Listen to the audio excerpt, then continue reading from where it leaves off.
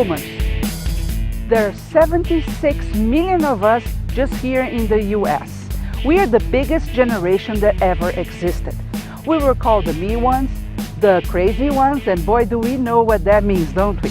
In fact, we have reinvented every single phase of our lives. We were the yuppies, we were the hippies. We like innovation. Well, now we are in the winter of our lives, and I can assure you this is not going to be your average winter. I invite you to join me at Boomerology Revealed every single week so we can figure out how boomers are reshaping this phase of their lives. Join me. This episode of Boomerology Revealed is brought to you by Standard, your best option for mobility products. Be independent with Standard.com. Welcome to Boomerology Revealed TV. I'm Shahar Boyayan, your host. In the next 20 minutes, we are going to talk about drugs. Yes, many boomers had their time with drugs, and many of us now face loved ones struggling with drugs. So we are going to share with some stories with you and some expert advice. We are also going to talk about boomers propelling some trends and a lot more for you to have fun. Let's watch. Baby boomers are also known as the crazy ones. There are many reasons behind that, but one of them was the amount of exposure we had to drugs when we were young. Some of us tried those and got over, some of us tried those, didn't get over, and some of us never tried anything. Many of us today live the drug problem within our families. I have invited some people to share their stories. So let's take a watch. Well, it's an interesting story. Of course, as most boomers probably experienced, it was the drug era, and I experienced my fair share of experimenting with drugs as well when I was growing up, when I was in high school and beyond. It really gave me an interesting perspective on the drug culture then and now, and how things have changed and how it influences your life differently when you're older versus when you were in the midst of doing it in a whole different generation. And so after years of taking part of the drug scene and being involved in that culture, then stopping and moving on with my life, having a family, yet still having my partner participate in doing drugs. And then as my kids have become teenagers and reached high school, then they started experimenting. And that caused a lot of tension inside me, because my philosophy was, I've already done it for you, just ask me about it, you don't need to do it. But that's not the case. They had to, experiment for themselves and check things out. I was married and had a couple kids before I experimented with, marijuana or alcohol. And I could see that with my addictive personality that I shouldn't even touch that stuff because it would be so easy. And yet I've seen how my brothers and sisters, I'm the oldest of 9 kids, had experimented and then became addicted, and it had totally trashed their lives. I lost a brother and a sister to suicide who were meth addicted, and we have a lot of severe depression in our family. I've also had brothers and a sister who have been able to get their lives together through the help of the 12-step programs. They were addicted to drugs or alcohol? Yes, both. Both. Okay. I myself am an advocate to prevent drug addictions, alcohol, with a program called Communities That Care, and I mentor at-risk youth. And so I'm thinking, that about preventing as well as being there more for my family. My husband at the time had been using drugs off and on since he was in his. He had retired from the Navy. I think he was going through your typical baby boomer midlife crisis, and he decided to go back to what he had done when he was 17 years old, which I think a lot of us do. We go back to our teenage years looking for maybe something that we found fulfilling then. He went back to doing drugs. We were having trouble in the marriage. We'd been married about 18 years by that time, I was in my mid-40s by then, so kind of going through my little baby boomer midlife crisis. And my husband, again, we grew up in the 70s. I never really did drugs, but there had been times at parties where someone might have passed a marijuana joint around or something, and I might have taken a smoke, but that was it. I never really even drank alcohol because I'm a real high energy, happy-go-lucky kind of person, so I never really needed drugs. But my husband, and this is one of those, oh my gosh, I really, really should have been paying attention. It was one of those life-changing moments that happened in the blink of an eye, and I really didn't know what happened till I was already in the middle of it. My husband said, "Here, smoke this."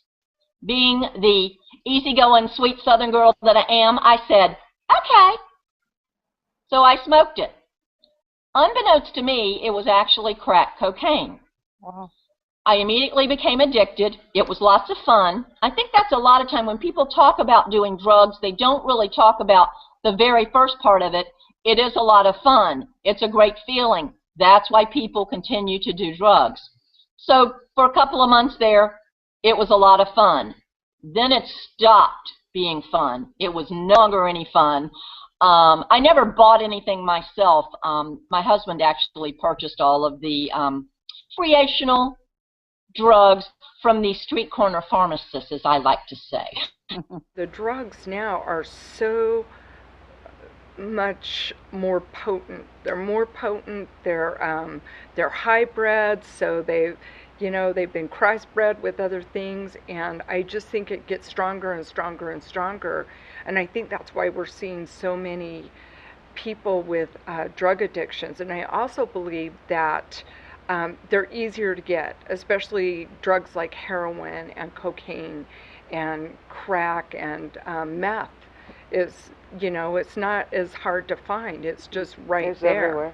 In your time, did you manage to stop using drugs by yourself, or did you need to go and look for help? No, I was able to stop by myself. I made the decision. It happened over a period of time. Getting busted was one of them that was really uncomfortable, made me rethink what I was doing. But it happened for me when I got pregnant. Okay. With my That son. was I the was no I more. was married and ready to start a family, but I didn't think I would get pregnant as quickly as I did. And when that happened, I made the decision that that was not going to be a part of my life anymore for me, and it was an easy decision. For how long were you taking drugs? I was totally addicted to crack cocaine for 9 months. 9 months. And how 9 months. did you manage to get out of that? At the end of the 9 months, I'm an average American weight. At the time, I was 88 pounds, not eating. I would ask my husband and the people that actually did drugs with him. It was very sad and poignant. I would ask them to take me to a hospital and drop me off, just like you would a little baby who needed to be adopted, who needed help. I said, "I understand you don't want your party to stop, but I'm dying and I need help." Unfortunately, they never helped me. So it finally got to the point, and I don't really know, it was one of those, my husband went off on another ranting and raving tyrant like people who drugs, especially cocaine users. There's a lot of anger and a lot of intensity to them.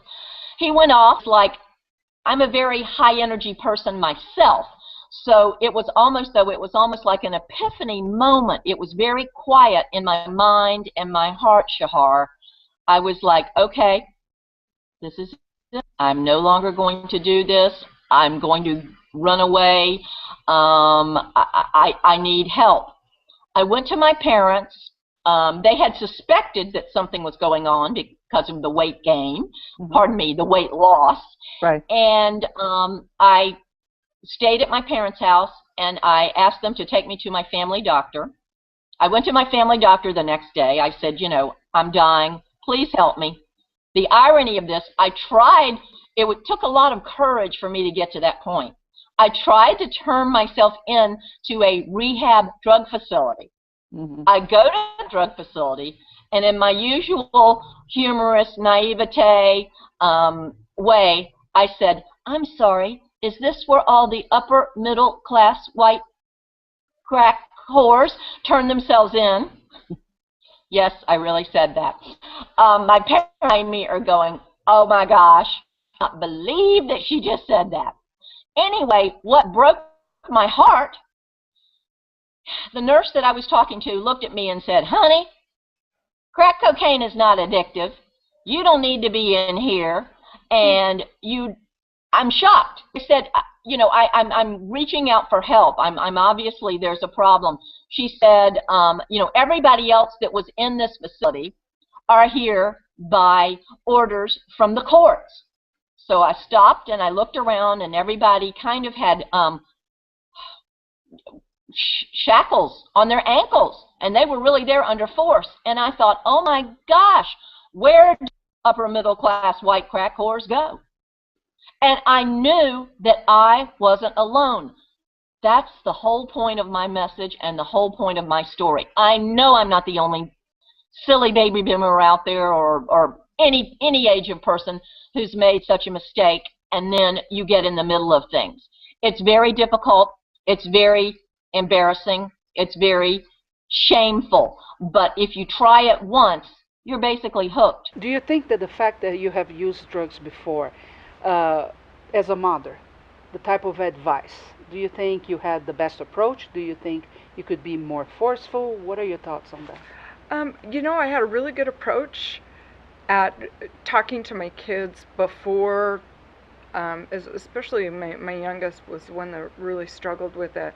But before they reached that age, we had a lot of really frank conversations about it. But once he really got into using it, then I don't know if my approach was that great because I panicked. It was like, no, and it was Tell very me about disruptive. this panic. So, what was exactly going in your mind? You're panicking because of what? Was there guilt, or you're panicking because of what could happen? What could happen, the behavior, dropping out of school. Suddenly I became my parents. and those things were frightening to me. I saw my son, start to fail in school and drop out, and, getting in trouble with the law, and totaling my car, which was not a really fun experience either. And so the panic was I had no control. I think that's what the real panic was, is I could not control the situation no matter how many conversations I had, getting police involved. I had no control, and I think that's what the real panic was. Any final advice for people dealing with drugs in their family and with their loved ones? Yes.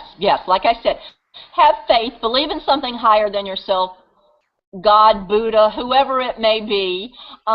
Believe in something. Have friends and family that you can talk to. Join a group. A lot of people don't feel comfortable in the 12-step programs, but have somebody to talk to. Nowadays, you can talk to people online. There are blogs. There are so many things that feel alone, because unfortunately there's a lot of people out there that have been through that. And again, if you know someone that you feel is having a problem, confront them. It's not easy. It's not comfortable. They're going to get angry, but begin the dialogue now. That's the only real way that you can start to heal. There's a lot of guilt that comes with being the survivor of a family member that's passed away. I lost a beautiful young niece just before Thanksgiving last year, that I had no idea that she was struggling, who took her own life. And my mom's lost 3 brothers that way, out of 13 kids in their family, and cousins. And I just see the trauma that impacts the families, as well as we don't know what kind of hell those people are going through, who are struggling with the drug addictions, and then they feel like there's no hope. I heard of a man that was prominent in our community whose son was in what they call like the pavilion for a suicide attempt, a young boy, and he said, but I talked to him and I did this for him and we together did this, and he could not understand why his son would try to commit suicide when they did everything for them. And that's the one thing that we have to just listen and look for signs, because I know they even have pacts in schools now, like junior highs. Kids talk about the suicide pacts, you know, and my niece was aware, and she was able to kind of break away from those friends and be more of an adult mindset when it came to things like that. But she was very concerned at a young age that she had friends that were in these suicide pacts. How do you see now pot being legalized?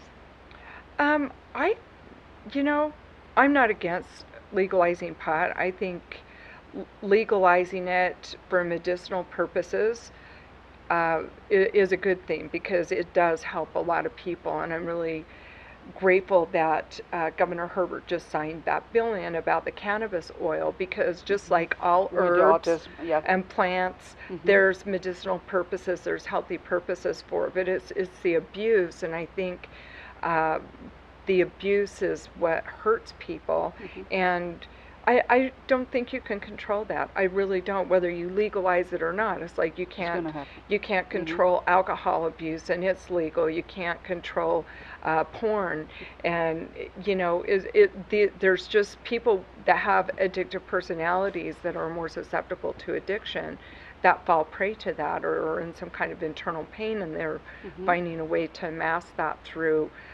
either substance abuse, food. Some people do through over exercise, and so TV, I mean, Lack of balance always leads to Exactly. problems. Yeah. I don't know if you read Chad Hymas's quote about looking for that sunshine in people, because we were going right into an event, a barbecue, that is when I had my husband read it too, because we knew that there's going to be problems with alcohol and in the family, and I said, it just said something about look for the sunshine in those people, because I see it at a very young age in my family. It's not just my brothers and sisters, but now it's their children that are having the similar addictions and lifestyle, and probably depression, I'm sure. And how do I get out of this?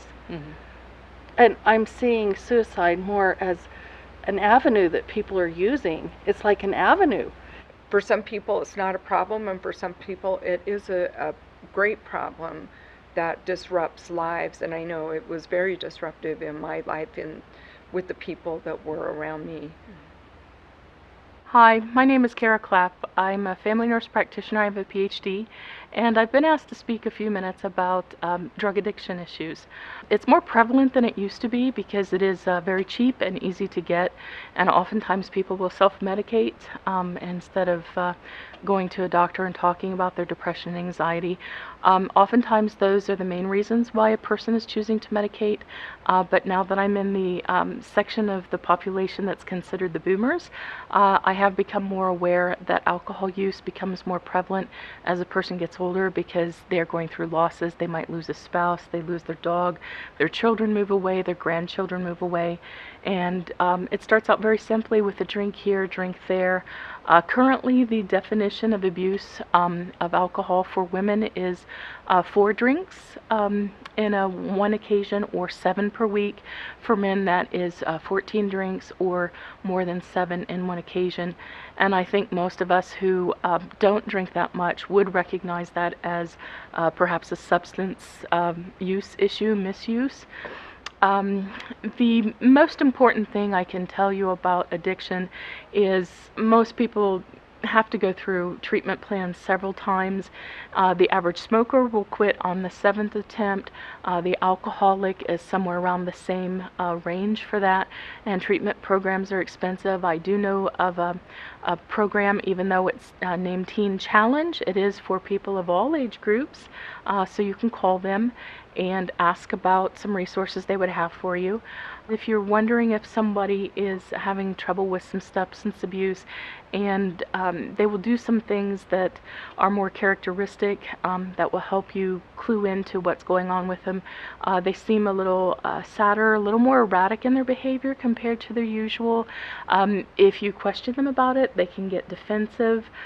Sometimes, depending on the substance they're using, they may have blackout periods. This is true for alcohol. Some drugs have very obvious characteristics. I would always look for in my patients when I was using narcotics for chronic pain control. I'd look for oversedation or a feeling that they were out of it, that they weren't part of the conversation, they were answering questions oddly and just seemed very sleepy. Oftentimes that can be a narcotic addiction. If you find that they're suddenly losing their possessions or giving them away, they might be receiving narcotics or the drug of their choice from other people in exchange for their possessions. I've been part of interventions as a psychiatric RN on locked units where we had to do some interventions with a family member who was, in Ohio they'd call it pink slipping, where they were committed for 72 hours against their will to be under observation and potential treatment. And I've seen some of those confrontations go really well and some of them not so well. For me, it was on a locked psych unit, so they couldn't go anywhere. But if you're in a home where the person can get up and leave, depending on how ready they are to acknowledge what they're doing, they may get up and walk away. You may end up having to do this intervention again. But I think if the intervention is done in a matter-of-fact, very loving way to remind them that this is not a personal failing, no one hates them, you can be honest about the behavior. For example, someone who's taking your possessions out of your house to sell them for drugs, you can point out to them, hey, you know, I love you, and it's really difficult when you come in and steal some things to go out and get your drugs, because then I feel like I can't trust you. Just remember, it's okay to tell them the truth about how it feels to be around them when they're drug addicted, that they're not participating in things that you find valuable in order to have a two-way relationship, a friendship. But also don't let them talk you into doing behaviors that we would consider enabling. Certainly not giving them money if you know that they're actively involved in their addiction. That's a great place to start, just to let them know that you're not going to be this ATM machine for them, if it were. Certainly getting a professional involved early is a good idea. Unfortunately, some people in the process of their addiction may already be involved with the law enforcement, because if it's involved some type of crime or theft, the courts oftentimes will recognize that this person needs treatment instead of incarceration, and that's sometimes a good place to start for some people. If one of your loved ones are involved with the legal system and they're remanded for treatment, please be a part of their treatment plan. Go in and talk to the counselors and the people who are trying to help them. Be honest about how you've been affected by their addiction, because when a family comes together, then that is the beginning of restoration, and that's what this is all about, is helping the addict get away from their drug use and helping restore the family relationships. Having been around addiction and being personally involved in addiction, and that my younger brothers and sisters are all drug addicted at some point in their life, I've come to realize that recovery from addiction is a three-legged stool. You've got to take care of the mental process. Oftentimes the addict stops growing from a psychosocial perspective at the time that they started using. It's really kind of funny, because when you know what you're looking for, sometimes it's very frustrating to talk to a 65-year-old man. You expect him to act 65, but if he started drinking at 14, some of his mental processes and decision making will seem very adolescent to you. And it's not that they're trying to do this, it's just one of those things that their growth and development got interrupted with a substance. And so learning to accommodate that while they come up to speed and develop those mental habits that you'd expect of somebody of their chronological age is important. The second one is they've got to take care of the body. Oftentimes, addicts, meth especially, it can destroy a healthy body inside of 3 months. If it's alcoholism, that damage can take years to show up. And the other one often doesn't get very much attention to it, but the spiritual health of a person is important. So whatever their higher power is, they need to address it. And that three-prong approach, I think that's one of the reasons why Teen Challenge may have been more successful compared to some of the other treatment programs, is they really emphasize the whole person approach, and spiritual development is part of that as well.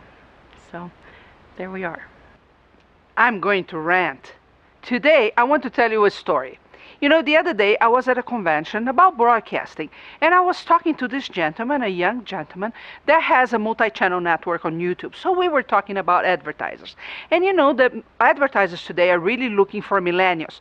And they call the power group between 18 and 34. That's what they are looking for. So they're tons of money there for that generation. But I was talking to them, to this guy, and I asked him, you know, I understand they come for the power users, but do they ever look for boomers, for example? Because after all, we spend 31 trillion in the market every single year. Don't they look for that? And he actually said, yes, they do, but it's hard to find content to that audience, which is a great thing because it's a great opportunity. But then he said, actually, we've been talking to Betty White about doing something. And I was, oh my gosh, hold me now, because Betty White is not a boomer. She's really from the great generation. She's not a boomer. She's far from being a boomer.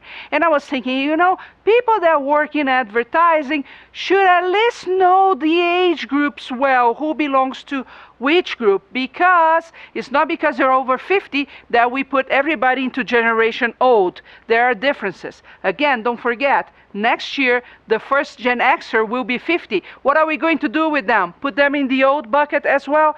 Come on, people, at least know the different groups in different generations so you can cater to them appropriately, okay? Now, one important thing that we boomers could do is this.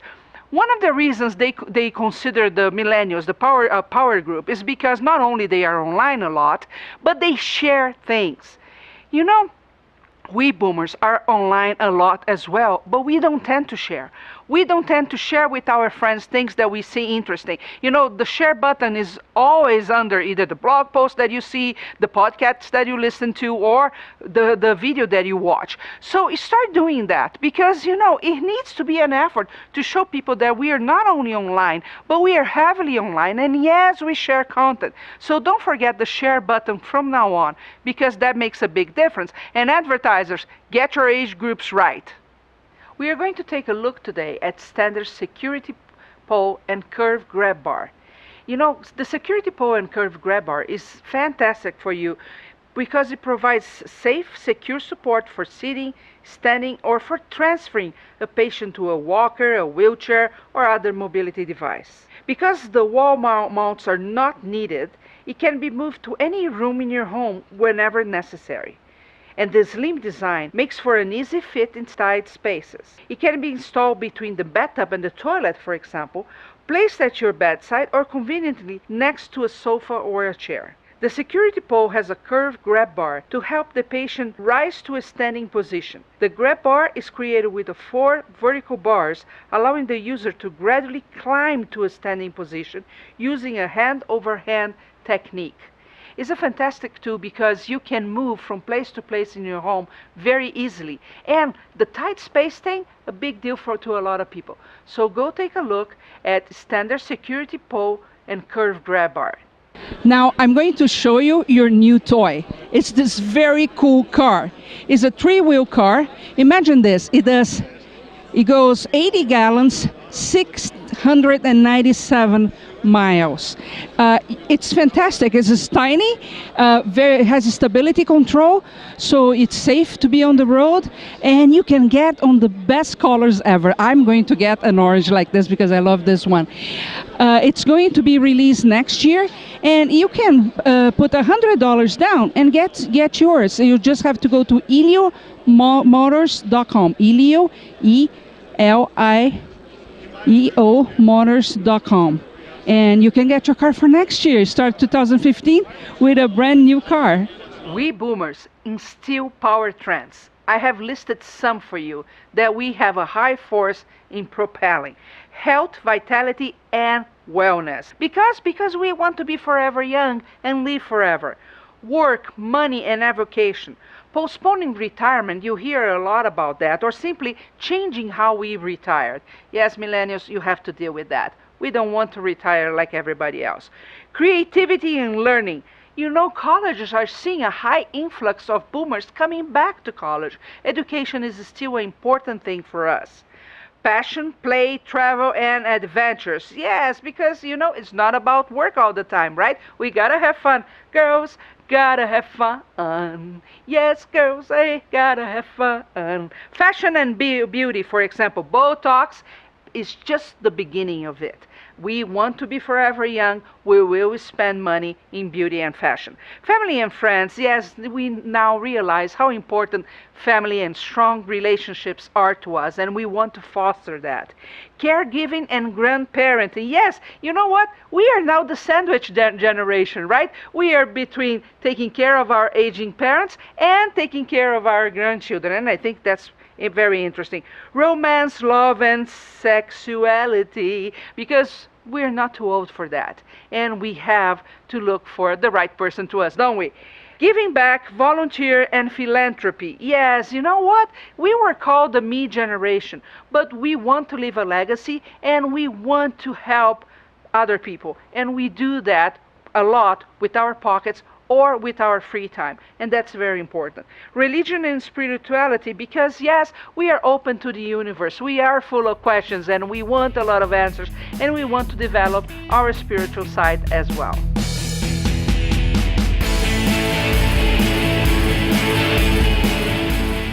I hope you enjoyed the show this week. If you did, don't forget to share, thumbs up, rate our channel. These are the type of things that keep us going. And I'll meet you next week at Boomerology Revealed.